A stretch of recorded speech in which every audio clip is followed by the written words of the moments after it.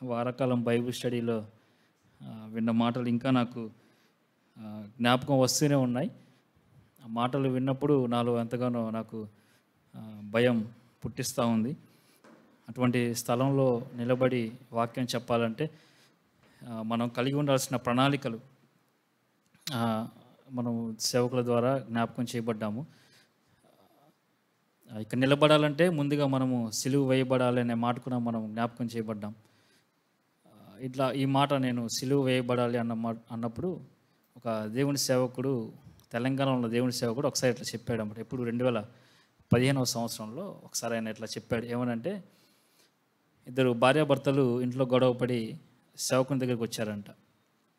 సేవకుని దగ్గర వచ్చినప్పుడు ఏంటి ఇలా వచ్చారు అని అడిగితే భార్య చెప్తుందంట ఆయన మీద, అన్న ఆయన అక్కడ స్టేజ్ మీద నిలబడి దేవుని వాక్యం పంచుకుంటూ ఉంటాడు, కానీ కొన్ని సందర్భాల్లో ఆయన నన్ను కొడుతున్నాడన్న అని ఆ సేవకుడికి ఆ భర్త మీద చెప్పింది. ఆ సేవకుడు అన్నాడు భర్తతోటి, తమ్ముడు మనం అలా కొట్టకూడదు కదా, మనం యేసుక్రీస్తు ప్రభుని అంగీకరించిన కదా, అంగీకరించిన తర్వాత మనం సిలువ వేయబడాలి కదా అన్నప్పుడు, అన్న నేను నిజంగానే సిలువ వేయబడ్డానన్నా, కానీ ఈమె అప్పుడప్పుడు అనే మాటలకి సిలువలో నుంచి నా చేతులు ఊడబెరుక్కొస్తున్నాయన్నా అని ఆయన అంటూ ఉన్నాడు. అంటే నిజంగానే కొన్నిసార్లు ఇక్కడ నిలబడి అలవాటు ప్రకారంగా లేకపోతే టైం టేబుల్ ప్రకారంగా వాక్యాన్ని నేను బోధించి వెళ్ళిపోతున్నానేమో అనిపించింది. కొన్ని సందర్భాల్లో సిలువ వేయబడాల్సిన నేను కొన్ని ఓర్పు లేకపోతే సహనం తక్కువగా ఉన్నప్పుడు పరిస్థితుల్లో సిలువ దిగిపోయి నేను కూడా ప్రవర్తించిన సందర్భాలు గత వారంలో వినిపించినటువంటి వాక్యాన్ని నేను మరలా జ్ఞాపకం చేసుకుంటా ఉన్నప్పుడు ఎన్నో లోటుపాట్లు నాలో కనబడుతూ ఉన్నాయి. గత ఆదివారం కూడా అంకుల్తో నేను ఆర్ఆర్పేట నుంచి వస్తూ ఉన్నప్పుడు అంకుల్తో చెప్పాను, అంకుల్ మీరు చెప్పిన వాక్యము ఇంకా నాలో భయాన్ని కలుగజేస్తుంది అంకుల్ అన్నప్పుడు, అంకుల్ కొంత ఏం పర్లేదు అని చెప్పి ధైర్యపరిచినప్పుడు మరలా మీ ముందు కొంత దేవుని యొక్క సహాయంతో ఇక్కడ నిలబడగలిగాను. ఈరోజు బైబిల్ స్టడీకి సహాయకరంగా ఒక చిన్న తలంపు మాత్రమే నేను మీ మధ్యలో పంచుకోవాలని ఆశపడతా ఉన్నాను. బైబిల్ స్టడీకి సహాయకరంగా హెబ్రీయులకు రాసిన పత్రిక 12వ అధ్యాయము, హెబ్రీయులకు రాసిన పత్రిక 12వ అధ్యాయము 1-2 వచనాలు నేను చదువుతూ ఉన్నాను.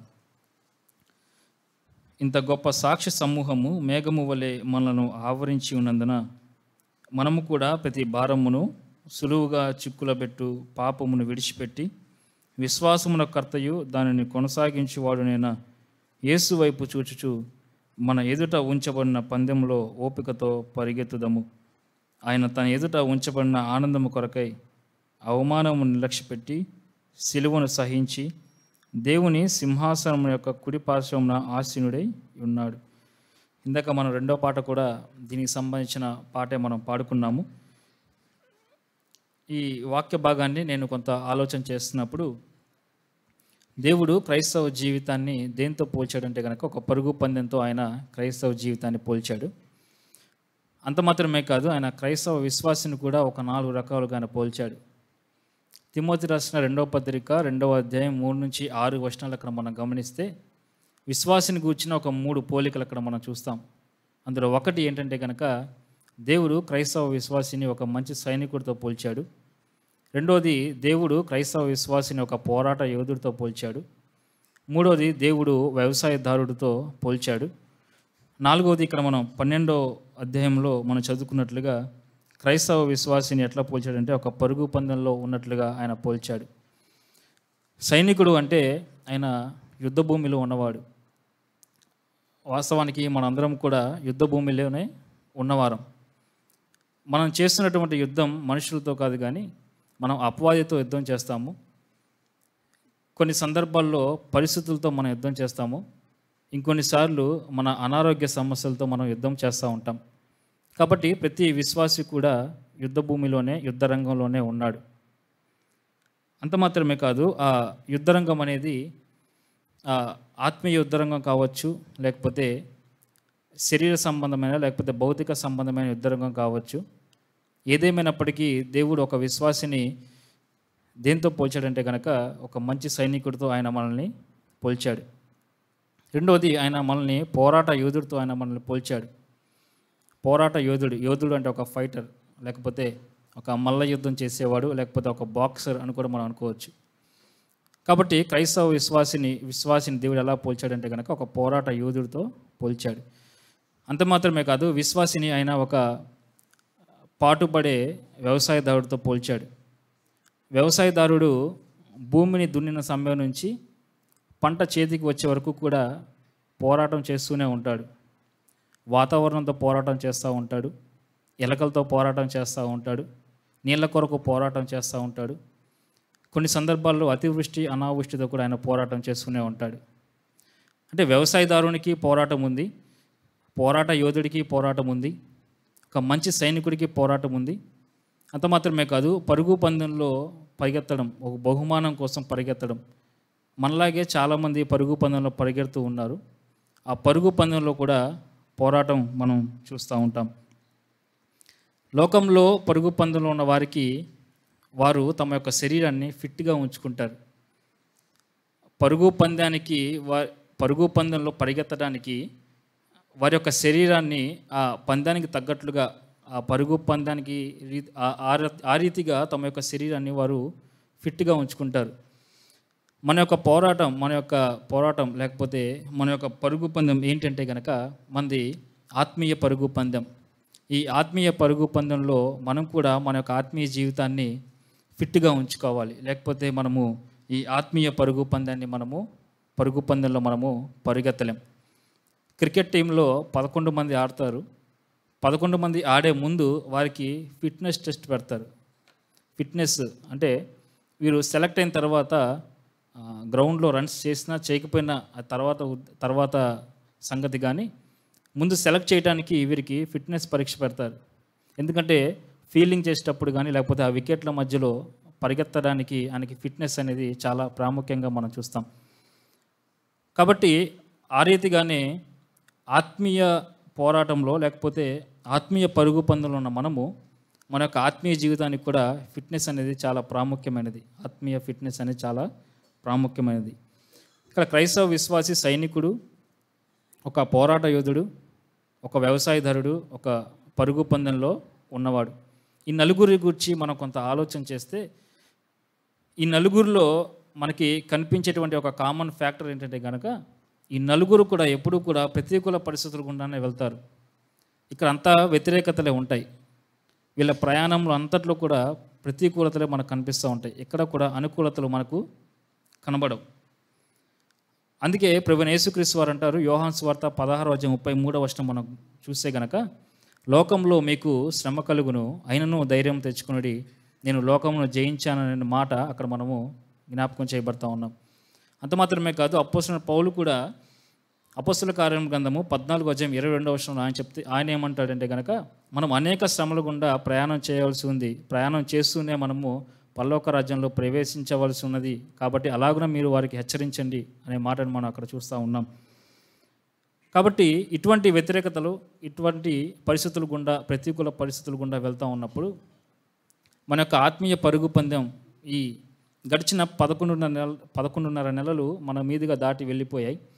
మన యొక్క ఆత్మీయ పరుగు పందెంలో మనం ఏ స్థానంలో ఉన్నామో ఒకసారి మనకు మనమే స్వపరీక్ష చేసుకోవాలి. స్వీయ పరిశీలన మనకెంతో అవసరం.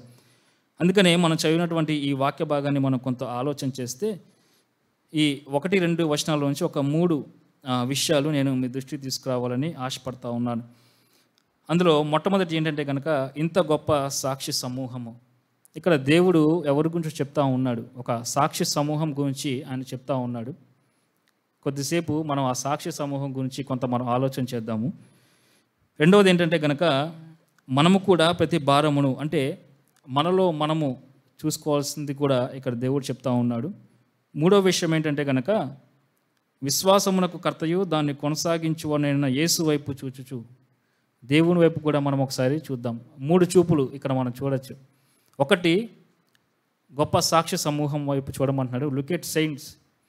రెండవది ఏంటంటే మనకు మనమే చూసుకోమంటున్నాడు, లుక్ ఎట్ యువర్ సెల్ఫ్. తర్వాత యేసు వైపు చూచుచు, అంటే లుక్ ఎట్ జీసస్. ఒక 3 చూపులు ఇక్కడ మనం చూస్తూ ఉన్నాం. ఈ 3 చూపుల గురించి ఎందుకు మనం ఆలోచన చేయాలంటే కనుక, మన ఆత్మీయ పరుగు పందెంలో ఒకవేళ మనం వెనకబడిపోయి ఉంటే దేవుడు ఈ 3 చూపుల ద్వారా ఈ ముగ్గురిని మనము జ్ఞాపకం చేసుకుంటే మన ముందున్నటువంటి ఆ యొక్క పరుగు పందెంలో మరలా మనము ఆదరణ పొందుకొని మన యొక్క ఆత్మీయ పరుగు పందాన్ని మొదలు పెట్టడానికి దేవుడు ఒక ఆదరణకరమైన ఒక 3 చూపులు ఇక్కడ రాసినట్లుగా కూడా మనం చూడొచ్చు. ఒక చిన్న చిన్న విషయాల్లోనే 3 నేను క్లుప్తంగా వివరించి నేను ముగిస్తాను. ఇంత గొప్ప సాక్షి సమూహము మేఘం వల్లే మనల్ని ఆవరించి ఉన్నందున, ఇంత గొప్ప సాక్షి సమూహం, ఇక్కడ దేవుడు సాక్షి సమూహాన్ని చూడమంటా ఉన్నాడు. దీనికి ముందు 11వ అధ్యాయం మనం చూస్తే కనుక అక్కడ పరిశుద్ధులందరూ మనకు కనబడతా ఉంటారు. అంత మాత్రమే కాదు, 11వ అధ్యాయంలో గొప్ప సాక్షి సమూహము మనకు కనబడతా ఉంది. ఆ సాక్షి సమూహాన్ని దేవుడు చూడమంటా ఉన్నాడు. 11వ అధ్యాయంలో ఉన్నటువంటి సాక్షి సమూహాన్ని మనం చూస్తే గనక దేవుడు హేబెలుతో ప్రారంభించాడు. 38వ వచనం మనం చూస్తే అపోస్తుల వరకు కూడా ఆయన ఈ యొక్క గొప్ప సాక్షి సమూహం రాసినట్లుగా మనం చూస్తూ ఉన్నాం. అంటే హేబేలు దగ్గర నుంచి 38వ వచనంలో ఉన్నటువంటి అపోస్తుల వరకు ప్రతి ఒక్కరూ కూడా దీంట్లో ప్రతికూల పరిస్థితుల గుండా వెళ్ళిన వాళ్ళే. ఇక్కడ ఎవరూ కూడా అనుకూల పరిస్థితుల గుండా వెళ్ళలేదు, కానీ ప్రతికూల పరిస్థితుల గుండానే వీళ్ళందరూ కూడా ప్రయాణం చేస్తూ వెళ్ళారు. హేబేలుకు ఉన్నటువంటి ప్రతికూల పరిస్థితి ఏంటి అని మనం ఆలోచన చేస్తే కనుక కయ్యను హేబేలుని చంపేశాడు, హేబేలు చనిపోయాడు. అది హేబేలు యొక్క ప్రతికూల పరిస్థితి. తర్వాత హానోకుకున్న ప్రతికూల పరిస్థితి ఏంటి అని మనం ఆలోచన చేస్తే, హానోకు భక్తిహీనులు ఉన్న కాలంలో ఆయన జీవించాడు. అయినా సరే ఆయన దేవునితో 300 సంవత్సరాలు నడిచాడు. అది మన యూదా పత్రిక 13-14 వచనాల్లో ఆ మాటలు మనం చూడొచ్చు. తర్వాత నోవాహుకు ఉన్నటువంటి ప్రతికూల పరిస్థితి ఏంటంటే కనుక దేవుడు నోవాహును ఓడ నిర్మించమన్నాడు. 120 సంవత్సరాలు ఓడ నిర్మించాడు. తర్వాత సువార్తను ప్రకటించాడు. ఇలాగా చేస్తూ ఉన్నప్పుడు ఎన్నో వ్యతిరేకతలు నోవాహు జీవితంలో కూడా మనం చూస్తూ ఉన్నాం. అబ్రహాము జీవితంలో కూడా మనం ఎన్నో ప్రతికూలతలు మనం చూస్తూ ఉంటాం. కుమారుని ఇస్తా అన్నాడు, 100 సంవత్సరాలు గడిచిపోయింది, కుమారుని ఇవ్వలేదు. తర్వాత లేక కుమారుని అనుగ్రహించాడు. మళ్ళీ అదే కుమారుని తనకు దహన బలిగా అర్పించమన్నాడు. ఇలాగా ప్రతి ఒక్కరి జీవితాల్లో కూడా మనం చూసే గొప్ప సాక్షి సమూహంలో ప్రతి ఒక్కరు కూడా ప్రతికూల పరిస్థితులు గుండా వెళ్ళిన వాళ్ళే. శారా పరిస్థితి మనం చూడొచ్చు, ఇస్సాకు, యాకోబు, యోసేపు పరిస్థితులు మనం చూడొచ్చు. ఇందాక మనం పాటలో పాడుకున్నట్లుగా మోషే గురించి కూడా మనం చూడొచ్చు. మోషే కూడా తన యొక్క ఉన్నతమైనటువంటి ఆ యొక్క రాజరికాన్ని విడిచిపెట్టాడు, తన యొక్క భోగాలను విడిచిపెట్టాడు, ఐశ్వర్యాన్ని మొత్తాన్ని కూడా విడిచిపెట్టి తర్వాత గొర్రెల కాపరిగా, గొర్రెలను మేపేవాడిగా కొన్ని సంవత్సరాలు ఉన్నాడు. అక్కడ కూడా కష్టాలే, ఎన్నో కష్టాల గుండా, ప్రతికూల పరిస్థితుల గుండానే ఇక్కడ వెళ్ళినట్లుగా కూడా మనం చూస్తూ ఉన్నాం. ఈ గొప్ప సాక్షి సమూహాన్ని ఇంకొంత మనం ఆలోచన చేస్తే, ఈ సాక్షి సమూహంలో కొంతమంది పేర్లు రాయబడలేదు, కానీ కొన్ని విచిత్రమైన పేర్లు ఈ సాక్షి సమూహంలో మనం చూస్తూ ఉంటాం. ఈ సాక్షి సమూహంలో దేవుడు సొలొమోను పేరు రాయలేదు. ఎందుకు రాయలేదు అని కూడా మనం ఆలోచన చేయొచ్చు. దేవుడు సొలొమోను పేరు ఎందుకు రాయలేదు అంటే కనుక, సొలొమోను గొప్ప జ్ఞానవంతుడు, ఐశ్వర్యవంతుడు. దేవుడు తనని రాజ్యాన్ని ఎలాగ పరిపాలించాలో మంచి జ్ఞానాన్ని అనుగ్రహించాడు. బైబిల్ గ్రంథంలో కూడా ఒక 3 పుస్తకాలు ఆయన రాసినట్లుగా మనం చూస్తూ ఉన్నాం. కానీ సొలొమోను దేవుని కొరకు ఎక్కడా కూడా కష్టపడినట్లుగా మనం చూడం. సొలొమోను జీవితంలో ఎక్కడా కూడా దేవుని కొరకు ప్రతికూల పరిస్థితులు గుండా వెళ్ళినట్లుగా సొలొమోను జీవితంలో మనకు కనబడదు. అంటే తంతే బూరెల బుట్టలో పడ్డట్లుగా అన్నట్లుగా సొలొమోను ప్రతిదీ కూడా దేవుని నుంచి పొందుకున్నాడు, కానీ దేవుని కొరకు తనేమీ చేయలేదు. అందుకే బహుశా దేవుడు సొలొమోను గురించి అక్కడ రాసి ఉండలేదేమో నాకు అనిపించింది. అంటే ఇక్కడ మనం కొంత ఆగి మన యొక్క స్వీయ పరిశీలన, మన యొక్క స్వపరీక్ష మనం చేసుకుంటే కనుక గడిచిన ఈ 11 నెలల్లో దేవుని కొరకు మనం ఎదుర్కొన్నటువంటి ప్రతికూల పరిస్థితులు ఏమైనా ఉన్నాయో ఒకసారి మనం జ్ఞాపకం చేసుకోవాలి. అంటే మన యొక్క ఉద్యోగాల దగ్గర మన యొక్క ప్రతికూల పరిస్థితులు కాదు, మన వ్యాపారంలో మనం ఎదుర్కొన్న ప్రతికూల పరిస్థితులు కాదు, చదువుల్లో స్టడీస్లో మనం ఎదుర్కొన్న ప్రతికూల పరిస్థితులు కాదు, కానీ దేవుని కొరకు గడిచిన 11 నెలల్లో మనం ఏమైనా ప్రతికూల పరిస్థితులు ఎదుర్కొన్నామా అనేది మనం ప్రశ్నించుకోవాలి. ఇక్కడ సాక్షి సమూహాన్ని మనం చూస్తే ప్రతికూల పరిస్థితుల గుండా వెళ్ళిన వారి పేర్లు ఇక్కడ రాయబడి ఉన్నాయి. అంత మాత్రమే కాదు, ఒకవేళ దేవుడు మరలా నూతన నిబంధన క్రైస్తవుల్లోంచి ఒక సాక్షి సమూహాన్ని రాయవలసి వస్తే ఆ సాక్షి సమూహంలో మన పేరు ఉంటుందా అనేది ఒకసారి మనము ఆలోచన చేసుకోవాలి.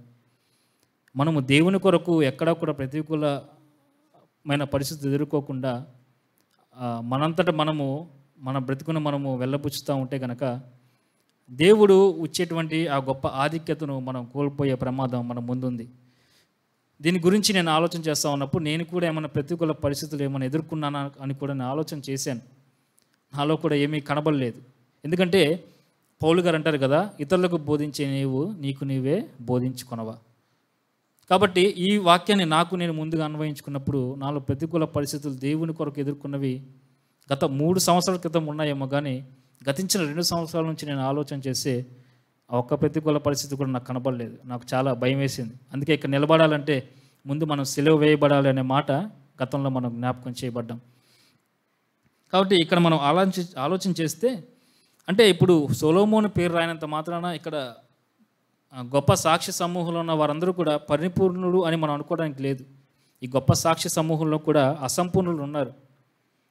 ఉదాహరణకి అబ్రహాం గురించి మనం ఆలోచన చేస్తే, అబ్రహాము గారి గురించి మాట్లాడేంత విశ్వాసం నాది కాదు, కానీ వాక్య కోణంలోంచి మనం ఆలోచన చేస్తే అబ్రహాము గారు కూడా పరిపూర్ణులేమీ కాదు.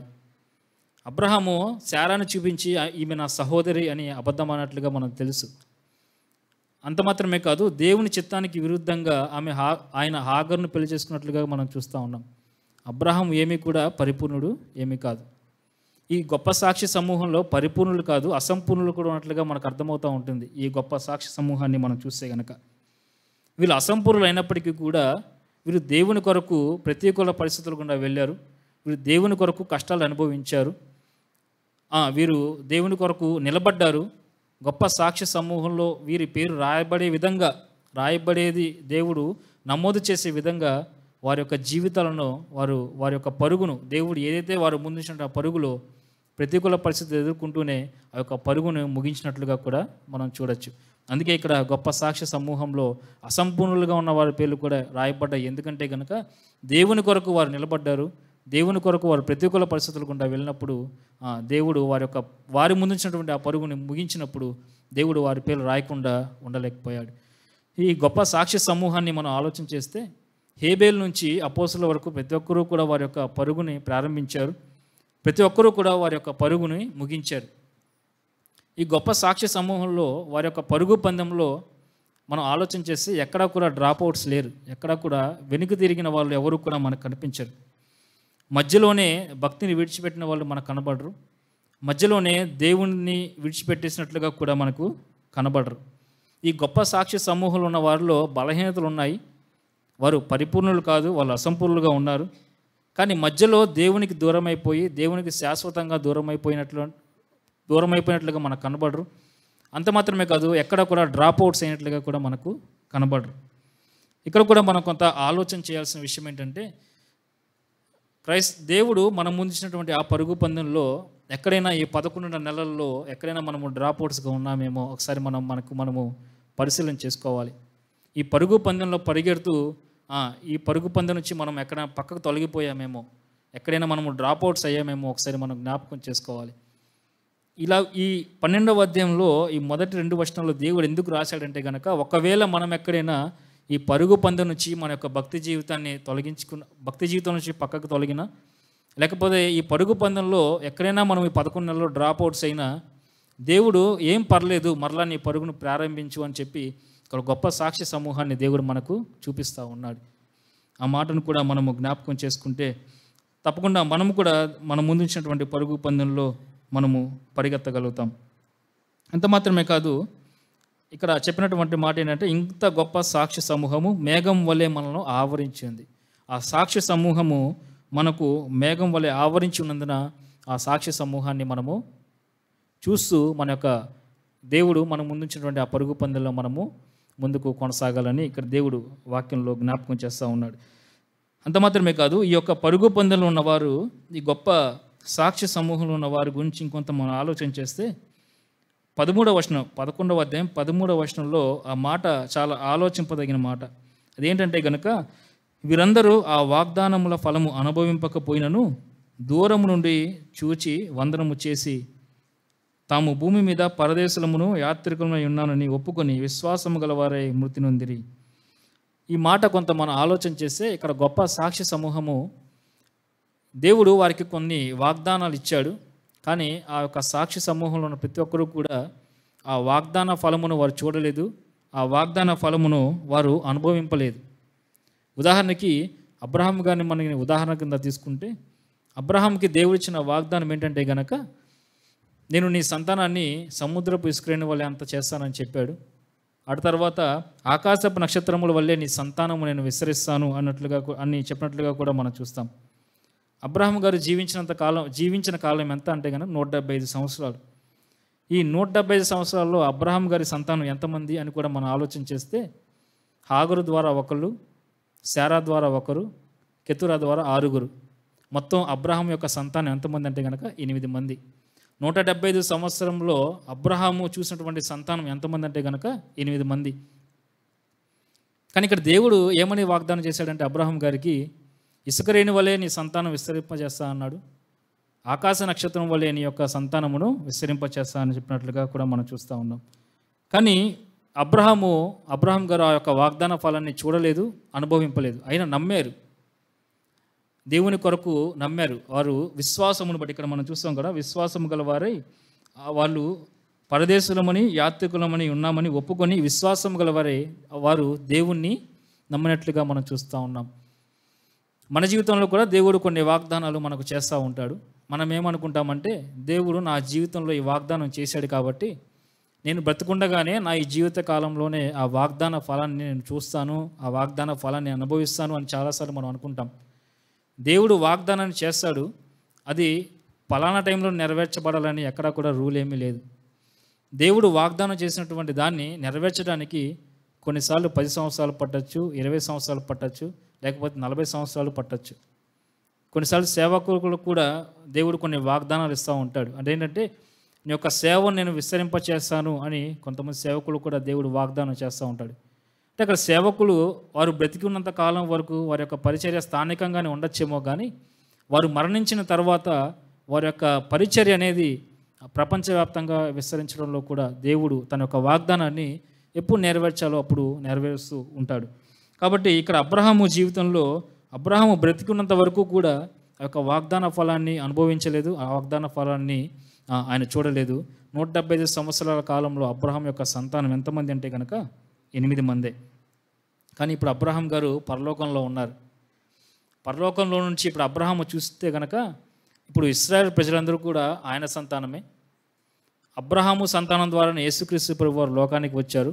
ఇప్పుడు యేసుక్రీస్తు ప్రభువులో క్రైస్తవులుగా మనమందరము కూడా ఆయన సంతానమే. ఇప్పుడు ప్రపంచవ్యాప్తంగా దాదాపుగా 200 కోట్ల పైగా క్రైస్తవులు ఇప్పుడు ఎవరి సంతానం అంటే కనుక అబ్రహాము సంతానం. బహుశా ఇప్పుడు అబ్రహాం గారు పరలోకంలో ఉండి ఇట్లా అనుకుంటుంచేమో, ఓహో దేవుడు అప్పుడు వాగ్దానం చేశాడు, ఇప్పుడు ఆ వాగ్దానాన్ని నెరవేరుస్తూ ఉన్నాడు. కాబట్టి మన జీవితంలో కూడా దేవుడు కొన్ని వాగ్దానాలు చేసినప్పుడు అవి నెరవేర్చడానికి కొంత సమయం పట్టచ్చేమో, కానీ దేవుడు అయితే తప్పకుండా ఆ యొక్క వాగ్దానాన్ని నెరవేర్చే దేవుడిగా మనం చూస్తూ ఉన్నాం. కాబట్టి ఈ రాత్రికాల సమయము వాక్యాన్ని, లేకపోతే దేవుడు మనతో మాట్లాడడానికి ఇష్టమైన మాట, లేకపోతే వినడానికి వచ్చిన మనము ఈ యొక్క గడిచిన 11 నెలల్లో దేవుని కొరకు మనం ఎటువంటి ప్రతికూల పరిస్థితులు ఎదుర్కొన్నాం, దేవుని కొరకు మన యొక్క ఆత్మీయ జీవితాన్ని మనం ఫిట్గా ఉంచుకున్నామా లేదా అనేది మనమే పరిశీలన చేసుకోవాలి. మన ఆత్మీయ జీవితం ఫిట్గా లేకపోతే దేవుని కొరకు మన ప్రతికూల పరిస్థితులు ఎదుర్కోలేం. దేవుని కొరకు ప్రతికూల పరిస్థితులు ఎదుర్కోలేకపోతే అసలు మనం పరుగు పందెంలోనే పరిగెత్తలేం. కాబట్టి ఒకసారి మనము మన యొక్క ఆత్మీయ స్థితిని, ఈ గొప్ప సాక్షి సమూహాన్ని దేవుడు మన ముందుంచాడు. ఈ సాక్షి సమూహంలో అందరూ కూడా అసంపూర్ణులే, అందరూ కూడా పడి లేచిన వారే, అందరూ కూడా బలహీనతలు కలిగిన వాళ్ళే. అయినా సరే ఈ గొప్ప సాక్షి సమూహంలో ఎక్కడ కూడా డ్రాప్ అవుట్స్ లేరు. దేవుడు వారి ముందుంచినటువంటి ఆ పరుగును కింద పడి మీద పడి ఎట్లాగొట్లాగా దేవుడు వారికి వచ్చినటువంటి ఆ పరుగు పందెంలో వారు ఆ పరుగును ముగించారు. ఈరోజు మనకు గొప్ప సాక్షి సమూహంగా మేఘం వలె ఆవరించి ఒక ఆత్మీయ పరుగు పందెంలో పరిగెత్తుతున్న మనకు ఒక ఆదరణ కలిగించేవారుగా సాక్షి సమూహాన్ని దేవుడు మనం ముందుంచాడు. అందుకే దేవుడు కూడా ఆ మాట ఏమంటుందంటే, ఆ గొప్ప సాక్షి సమూహాన్ని మీరు చూడండి. అది ఒక మాట. రెండో విషయం ఏంటంటే కనుక, మనము కూడా ప్రతి భారమును సులువుగా చిక్కులు పెట్టు పాపమును విడిచిపెట్టి మనము కూడా, అంటే మనలో మనము చూసుకోవాల్సిన మాటలు ఏంటంటే కనుక, చూసుకోవాల్సినవి ఏంటంటే కనుక, ప్రతి భారమును సులువుగా చిక్కులు పెట్టు ప్రతి పాపమును విడిచిపెట్టి. ప్రతి భారము అంటే ఈ ఆత్మీయ పరుగు పందెంలో పరిగెత్తకుండా ఉండడానికి కొన్ని భారాలు మనల్ని వెనకకు లాగుతూ ఉన్నాయి. పరుగు పందెంలో పరిగెత్తేవారు వెనక బరువులేమి వాళ్ళు పెట్టుకొని పరిగెత్తరు. వాళ్ళు వేసుకునే షార్ట్స్ కానీ, టీషర్ట్స్ కానీ, ఆ షూస్ కానీ చాలా ఫెదర్ వెయిట్, అంటే చాలా తేలికగా ఉంటాయి. కంపెనీ వారు కూడా వారి కొరకు ప్రత్యేకంగా వాటిని తయారు చేస్తూ ఉంటారు. అంటే ఎందుకంటే వారి ముందున్నటువంటి ఆ పరుగు పందెంలో స్పీడ్గా పరిగెత్తడానికి, బహుమానం కొరకు పరిగెత్తడానికి వారి యొక్క తేలికైన వస్త్రాలు ధరిస్తున్నట్లుగా మనం చూస్తూ ఉన్నాం. కాబట్టి మనం కూడా ఇక్కడ దేవుడు మనలో మనకి చూసుకోవాల్సిన ఏంటంటే కనుక ప్రతి భారమును, అంటే మనలో ఉన్నటువంటి ప్రతి భారమును ఆయన విడిచిపెట్టమంటా ఉన్నాడు. What are the weights preventing us from our race? అంటే దేవుడు మనం ముందుంచినటువంటి ఆ పరుగు పందెంలో పరిగెత్తకుండా వెనకకు లాగుతున్నటువంటి ఆ బరువులను దేవుడు విడిచిపెట్టమంటూ చెప్తా ఉన్నాడు. ఏమున్నాయి బరువులు? మన వెనుకున్న బరువులు ఏంటి అంటే ఎవరి భారాలు వారికి ఉంటాయి. ఒక్కొక్కరికి ఒక్కొక్క భారం ఉండొచ్చు. కుటుంబమేమి మనకు బరువు కాదు. అలాగని కుటుంబానికే మనం ఎక్కువగా సమయము, లేకపోతే కుటుంబాన్ని మనకు సర్వస్వం కాకూడదు. ఉద్యోగమేమి మనకు బరువు కాకూడదు. అలాగని ఉద్యోగమే మనకు సర్వస్వం కాకూడదు. ఏది మనల్ని వెనుకకు లాగుతూ ఉంది? ఆ ఆత్మీయ పరుగు పందెం నుంచి ఏది మనల్ని వెనుకకు లాగుతూ ఉంది? కొంతమంది డబ్బు వెనక్కు లాగుతూ ఉంటుంది. కొంతమందికి పేరు ప్రఖ్యాతులు వెనక్కు లాగుతూ ఉంటాయి. కొంతమందికి ఉద్యోగమే వెనక్కు లాగుతూ ఉంటుంది. కొంతమందికి వ్యాపారం వెనక్కు లాగుతూ ఉంటుంది. కాబట్టి ఏది మనల్ని వెనక్కు లాగుతూ ఉంటుంది? కొంతమందికి అయితే బీపీ వెనక్కు లాగుతూ ఉంటుంది. బీపీ అంటే బ్లడ్ ప్రెషర్ కాదు. కొంతమందికి భార్య పోరు వెనక్కు లాగుతూ ఉంటుంది. స్త్రీలకు కూడా బీపీ వెనక్కి లాగుతుంటుంది, కానీ భర్త పోరు వెనక్కి లాగుతూ ఉంటుంది. ఏ భారము మనకి వెనక్కి లాగుతూ ఉంది? ఇందాక మనం గొప్ప సాక్షి సమూహాన్ని మనం చూసాం. ఆ గొప్ప సాక్షి సమూహంలో వారు ఒక పరువును వారు పరిగెడతా ఉన్నప్పుడు ఏది కూడా వారిని వెనకకు లాగలేదు. నోవాహు గారిని మనం చూస్తే గనక ఆయన 120 సంవత్సరాలు ఓడను నిర్మిస్తూ సువార్తను, ఆయన ఒక పని కలిగి ఉన్నాడు. ఓడను నిర్మించిన ఒక పని కలిగి ఉన్నాడు. అదే సమయంలో దేవుని యొక్క పని కూడా ఆయన కలిగి ఉన్నాడు, సువార్తను ప్రకటించడం. ఈయన సువార్తను ప్రకటిస్తూ ఉన్నప్పుడు ఏదైతే పని కలిగి ఉన్నాడో ఆ పని ఆయన వెనకకు లాగలేదు. అబ్రహాం గురించి కూడా మనం ఆలోచన చేస్తే అబ్రహాముకి ఎన్నో వేల లేకపోతే వందల ఒంటెలు ఉన్నాయి, మేకలు ఉన్నాయి, గొర్రెలు ఉన్నాయి. అబ్రహాము కూడా కోటీశ్వరుడు, ఇస్సాకు కోటీశ్వరుడు. అబ్రహాము కూడా పెద్ద వ్యాపారవేత్త. ఇవేవి కూడా వారి యొక్క ఆస్తిపాస్తులు, వారి స్థితిగతులు ఏది కూడా వారిని వెనకకు లాగలేదు. అయితే మనల్ని ఆత్మీయ జీవితంలో, ఈ ఆత్మీయ పరుగు పందెంలో పరిగెత్తకుండా ఏవి మనల్ని వెనకకు లాగుతూ ఉన్నాయి? మనందరం చక్కగా ఉద్యోగం చేసుకుంటూ ఉంటాం, చక్కగా వ్యాపారం చేసుకుంటూ ఉంటాం, కష్టపడి చదువుకుంటాం, మంచి ఉద్యోగాన్ని మనం సంపాదించుకుంటూ ఉంటాం. కానీ వీటిలో ఏది కూడా మనం ముందుంచినటువంటి పరుగు పందెంలో ఇదేది కూడా మనల్ని వెనకకు లాగకూడదు. ఎందుకంటే ఒక్కొక్కరికి ఒక్కొక్క భారం ఉంటుంది. అందుకే మనం ఆలోచన చేస్తే ఈ ప్రతి భారమును విడిచిపెట్టాలి. లే అసైడ్స్ ఆల్ ద వెయిట్స్. ప్రతి భారమును మనము విడిచిపెట్టే వారంగా మనం ఉండాలి. కొంతమంది పెళ్ళైన తర్వాత పిల్లలు పుట్టకపోతే దేవుడు మాకు పిల్లలు ఇవ్వలేదు అని చెప్పి ప్రార్థన చేస్తూ ఉంటారు. చివరికి దేవుడు వారి యొక్క ప్రార్థన ఆలకించి పిల్లలను అనుగ్రహిస్తాడు. తర్వాత దేవునికి దూరం అయిపోవడానికి ఆ పిల్లలే వారికి కారణంగా వారు చూపిస్తూ ఉంటారు. అంటే దేవుడు పిల్లల నుంచి తప్పు చేశాడా? అలా అని కూడా కాదు. కొన్నిసార్లు మనం కూడా ఉద్యోగం లేదని ఉద్యోగం కోసం ప్రార్థన చేస్తూ ఉంటాము. వ్యాపారం బాగుండాలని చెప్పి వ్యాపారం కోసం మనం ప్రార్థన చేస్తూ ఉంటాం. ఇప్పుడు దేవుడు మనకు ఉద్యోగాన్ని ఇచ్చాడు, మన యొక్క వ్యాపారం అభివృద్ధి చేశాడు. ఎప్పుడైతే మనకు దేవుడు ఉద్యోగం ఇచ్చాడో, వ్యాపారం ఇచ్చాడో, దేవుని సన్నిధికి మనం దూరంగా వెళ్ళిపోతూ ఉన్నాం. మన యొక్క ఆత్మీయ పరుగు పందెంలో మనకు వెనుక పడిపోతూ ఉన్నాం. అంటే దేవుడు ఉద్యోగం ఇచ్చి తప్పు చేశాడా అంటే కనుక నాకు ఒక్కోసారి అనిపిస్తుంది, నిజంగా దేవుడు ఉద్యోగం ఇచ్చి తప్పు పని చేశాడేమో అనిపిస్తూ ఉంటుంది. ఒకవేళ ఆ ఉద్యోగాన్ని దేవుడు తీసేస్తే మనము ఆత్మీయ పరుగు పందెంలో సరిగా మనం క్రమంగా పరిగెడతామేమో అనిపిస్తూ ఉంటుంది. దేవుడు ఇచ్చినటువంటి ఆ వ్యాపార అభివృద్ధిని దేవుడు తీసేస్తే కనుక మనము మరలా దేవుని సన్నిధి క్రమంగా వస్తామేమో అని నాకు అప్పుడప్పుడు అనిపిస్తూ ఉంటుంది. కాబట్టి దేని సమయం దాందే. ఉద్యోగమే, వ్యాపారమే, స్టడీస్వే. దేని సమయం దాందే. రెండింటిని మనం బ్యాలెన్స్ చేసుకునే వారంగా మనం ఉండాలి. అందుకే దేవుడు అంటున్నాడు, ఏవైతే భారాలు మీకున్నాయో వాటిని విడిచిపెట్టండి. మీలో మీరు చూసుకోవాల్సింది ఏంటంటే కనుక మీలో ఉన్న ప్రతి భారమును విడిచిపెట్టండి. లే అసైడ్స్ ఆల్ ద వెయిట్స్. తర్వాత మనం చూస్తే కనుక సులువుగా చిక్కులు పెట్టు ప్రతి పాపము. లే అసైడ్స్ ఆల్ ద సిన్స్. అంటే మనల్ని ఏవైతే పాపములు సులువుగా చిక్కులు పెట్టే పాపం, ఇది పెద్ద పాపంగా మనకు అనిపించకపోవచ్చు. సులువుగా చిక్కులు పెట్టే పాపము, ఇవేవో అంటే ఈ సులువుగా చిక్కులు పెట్టే పాపాలు కూడా దేవుడి నుంచి, దేవుడు మనకిచ్చినటువంటి ఆత్మీయ పరుగు పందాలు పరిగెత్తకుండా అవి మనకు పక్కకు లాగేస్తూ ఉంటాయి. అంటే ఏంటి సులువుగా చిక్కులు పెట్టే పాపాలు అంటే కనుక ఇవేవో పెద్ద ఘోరమైన పాపాలు కాదు. నరహత్య కాదు, వ్యభిచారం కాదు, పెద్ద దొంగతనం కాదు, లేకపోతే ఒక అపవిత్రమైన జీవితం కాదు. కానీ సులువుగా చిక్కులు పెట్టే పాపం అంటే దేవునికి దూరంగా చేసేటువంటి ఒక పాపం, ఇవి మనకు పెద్దగా కనిపించకపోవచ్చు. ఉదాహరణకి ఒక్కొక్కసారి మనం సబ్స్టేషన్స్లో మనం చూస్తే కనుక పవర్లో ఫ్లక్చువేషన్స్ వచ్చి ఒక ఫీడర్లో ట్రిప్ అవుతూ ఉంటాయి. లేకపోతే మన ఇళ్లలో కూడా మనం చూస్తూ ఉంటాం. కొన్నిసార్లు పవర్లో ఫ్లక్చువేషన్స్ వచ్చి ఒక ప్యానల్ బోర్డ్స్లో ట్రిప్ అవుతూ ఉంటుంది. ఈ సులువుగా చిక్కులు పెట్టే పాపం కూడా అట్లాంటిదే. అది మనకు పెద్ద పాపంగా అనిపించదు, కానీ అది మనల్ని ఆత్మీయ జీవితంలో లేకపోతే ఆ పరుగు పందెంలో ట్రిప్ అయిపోయేలాగా చేస్తుంది. అంటే ట్రిప్ అవ్వడం అంటే కొంచెం కాలు జారినట్లుగా అది మనం చేస్తూ ఉంటుంది.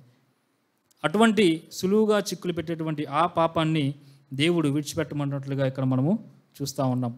అంటే చిన్న చిన్న పాపాలు, అంటే ఒక చిన్న అబద్ధమే కావచ్చు, లేకపోతే ఒక చిన్న మోసమే కావచ్చు, అది దేవునితో మనకున్నటువంటి ఒక సహవాసంలో పెద్ద తేడాను తీసుకొస్తుంది.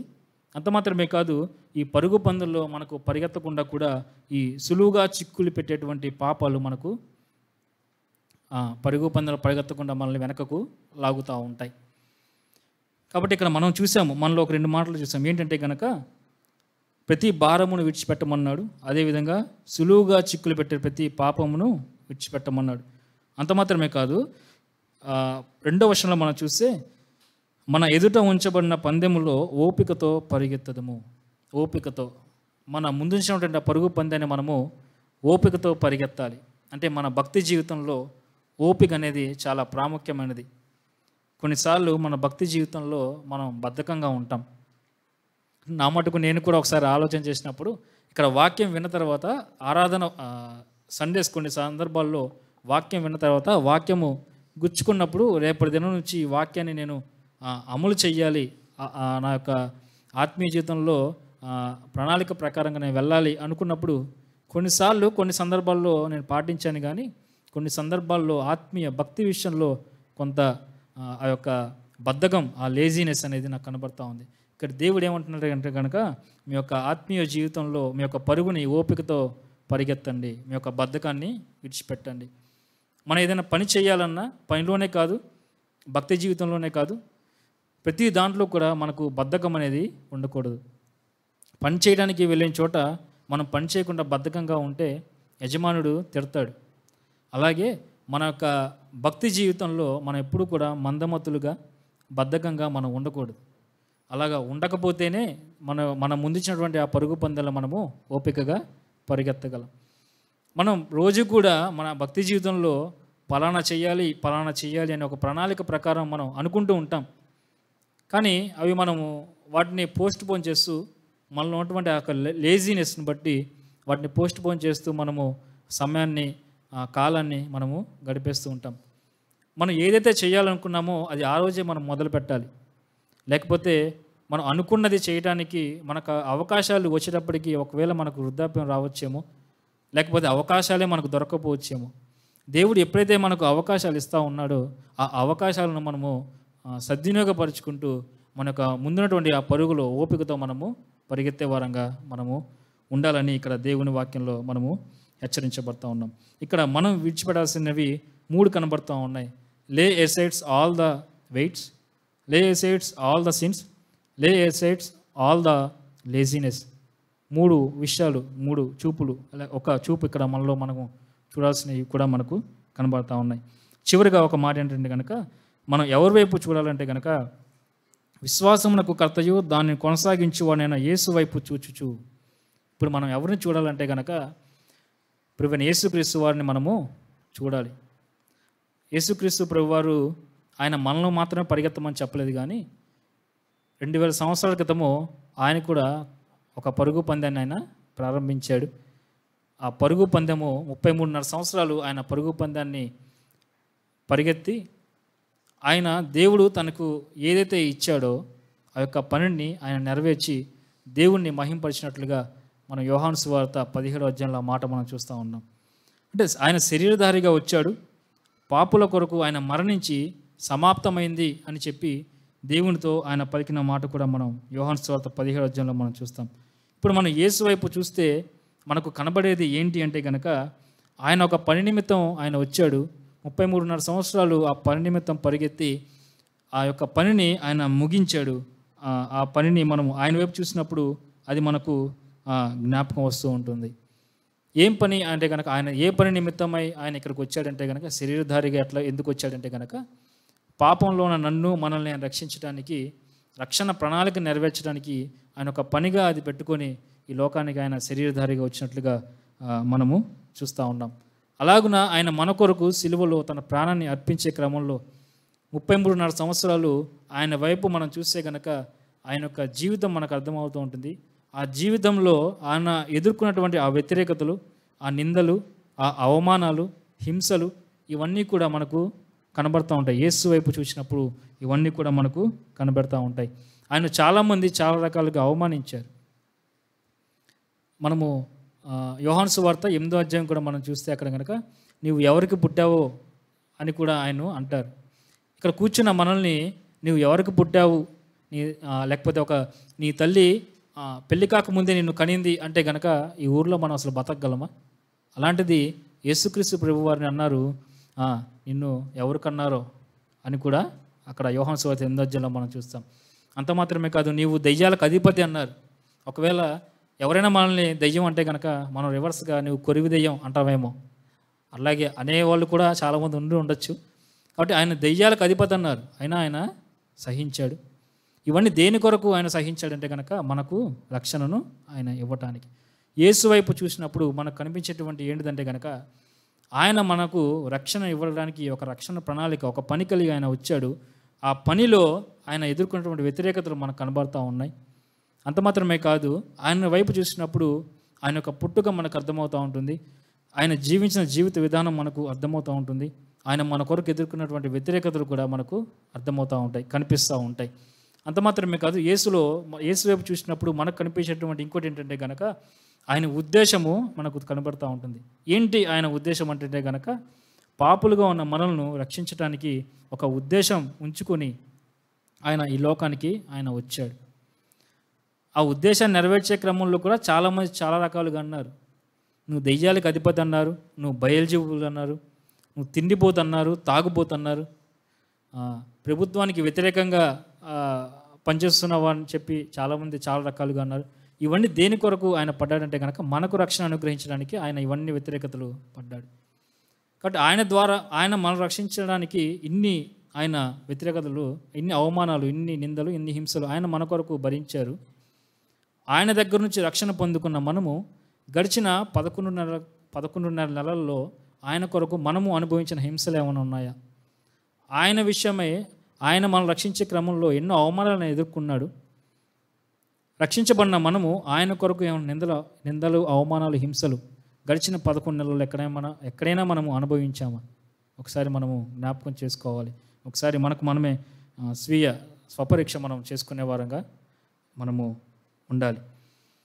అంత మాత్రమే కాదు, ఆయన వైపు చూస్తే కనుక మరొక మాట ఇక్కడ ఏంటంటే కనుక ఆయన వైపు చూస్తే ఆయన బహుమానం పొందుకున్నాడు. 33.5 సంవత్సరాల్లో ఆయన పరిగెత్తి చివరిగా ఆయన బహుమానం పొందుకున్నాడు. ఏంటి ఆ బహుమానం అంటే కనుక ఇక్కడే మనం చూస్తాము, 2వ వచనం చివరిలో ఉంటుంది. ఆయన తన ఎదుట ఉంచబడిన ఆనందం కొరకై అవమానము నిర్లక్ష్యపెట్టి సిలువను సహించి దేవుని సింహాసనం యొక్క కుడిపార్శ్వమున ఆసీనుడై ఉన్నాడు. యేసుక్రీస్తు వైపు మనం చూసినప్పుడు ఆయన ఇప్పుడు ఎక్కడున్నాడంటే కనుక బహుమానం పొందుకున్నాడు. ఏంటి ఆ బహుమానం అంటే కనుక తండ్రి కుడిపార్శ్వమున ఆయన ఇప్పుడు ఆసీనుడై ఉన్నాడు. ఎంత గొప్ప యేసుక్రీస్తు వారి జీవితం మనకు ఇక్కడ కనబడుతూ ఉంటుంది. కాబట్టి ఇట్లాగున మనము కొంత ఆలోచన చేస్తే ఈ 3 చూపులు మనకు కనబడుతూ ఉన్నాయి. ఆత్మీయ పరుగు పందెంలో గొప్ప సాక్ష్య సమూహాన్ని దేవుడు మనం చూడమంటూ ఉన్నాడు. అలాగే మనలో మనము విడిచిపెట్టవలసిన వాటిని చూడమంటూ ఉన్నాడు. అలాగే ఆయన వైపు చూడమంటూ ఉన్నాడు. ఇవన్నీ చూస్తూ ఉన్నప్పుడు మనలో మన యొక్క పరుగు పందెంలో ఎక్కడైనా మనం లోటుపాటు కలిగి ఉన్నామేమో ఒకసారి మనం జ్ఞాపకం చేసుకుందాం. ఒకవేళ మనలో ఆత్మీయంగా ఆ యొక్క పరుగు పందెంలో మన ఇక్కడ డ్రాప్అవుట్స్గా ఉన్నా, భక్తి నుంచి తొలగిపోయినా, లేకపోతే దేవుని కొరకు ప్రతికూల పరిస్థితుల్లో వెళ్ళకపోయినా, లేకపోతే ఈ 11 నెలల్లో దేవుని కొరకు మనం ఎటువంటి అవమాన నిందలు సహించకపోయినా, దేవుడు మనకు అవకాశాన్ని ఇస్తూ ఉన్నాడు. ఇంకొక 20 రోజులు దాటితే మళ్ళీ మనము కొత్త సంవత్సరంలో అడుగు పెడతాం. ఉద్యోగస్తుల్లో కొంతమందికి లీవ్స్ ఉంటాయి, సిక్ లీవ్స్ ఉంటాయి, ఎన్యూల్ లీవ్స్ ఉంటాయి, క్యాజువల్ లీవ్స్ ఉంటాయి. ఒకవేళ ఈ మంత్లో ఈ లీవ్ తీసుకోకపోతే అది నెక్స్ట్ మంత్ క్యారీ ఫార్వర్డ్ అవుతూ ఉంటుంది. కాబట్టి ఈ రాత్రికాల సమయం వచ్చిన మనము దేవుడు మనతో మాట్లాడినటువంటి ఈ భారాలు వీటిని మనం విడిచిపెట్టాలి. ఒకవేళ విడిచిపెట్టకపోతే కనుక రాబోయే 20 రోజుల తర్వాత ఆ యొక్క భారాలను, ఆ యొక్క పాపాలను మనం కూడా ఆ లీవ్స్ని ఎట్లాగా క్యారీ ఫార్వర్డ్ నెక్స్ట్ మంత్ తీసుకెళ్తా ఉన్నామో, తర్వాత సంవత్సరానికి కూడా ఈ యొక్క భారాలను మనం మళ్ళీ మన భుజాల మీద వేసుకొని క్యారీ ఫార్వర్డ్గా తీసుకెళ్లే అవకాశాలు కూడా ఉన్నాయి. కాబట్టి ఈ రాత్రికాల సమయం వచ్చిన మనమే స్వపరీక్ష చేసుకుందాం. ఎక్కడైనా మనం ఆత్మీయ పరుగులో వెనకబడిపోయింటే కనుక దేవుడు మనకు అవకాశం ఇస్తూ ఉన్నాడు. ఈ 3 చూపుల ద్వారా మరలా ఒక పరుగు పందెంలో ఆదరణ పొందుకోవడానికి దేవుడు మనం ఉంచినటువంటి ఆ మాటలను మనం జ్ఞాపకం చేసుకుంటూ మిగిలిన సమయాన్ని మనము ప్రార్థనలో గడుపుతాం.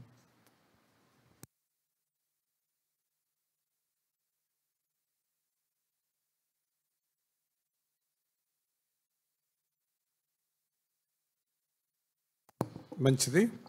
3 చూపుల గురించి మనం విన్నాం. మొదటిది, చుట్టూ చూచి ప్రోత్సాహం పొందాలి, లోపల చూసుకొని ప్రమాదాన్ని పసికట్టాలి, పైన ప్రభువును చూసి ముందుకు సాగాలి. ఇదే క్రైస్తవ జీవితం. మనకులాగా ఆ దారిని నడిచిన వాళ్ళు మన చుట్టూ ఉన్నారు. దేవుడు ఎవరికి తెలియని దాన్ని, పట్టని దాన్ని ఆయన నడవమని చెప్పలేదు. వాళ్ళు అనుభవించిన అనుభవాల్లోనే మనల్ని నడవమంటున్నాడు. చుట్టూ ప్రోత్సాహం ఉంది. ఇందాక పాడిన పాట కూడా అదే. అలాగే మన లోపల ఉన్న ప్రమాదాన్ని పసికట్టాలి. ఏంటంటే ఆ నిర్లిప్తత, ఆ సోమరితనం మనలో ఉన్నప్పుడు మనం ఆత్మీయంగా మందగా రేసులో వెనకబడిపోయే ప్రమాదం ఉంది. అందుకని 2, లోపల ప్రమాదాన్ని చూసుకోవాలి, చుట్టూ ఉన్న ప్రోత్సాహాన్ని చూడాలి, పైన ఉన్న ప్రభువును చూడాలి. ఈ 3 చూపులు సరిగా ఉన్నవారు ఆత్మలో దిగజారరు.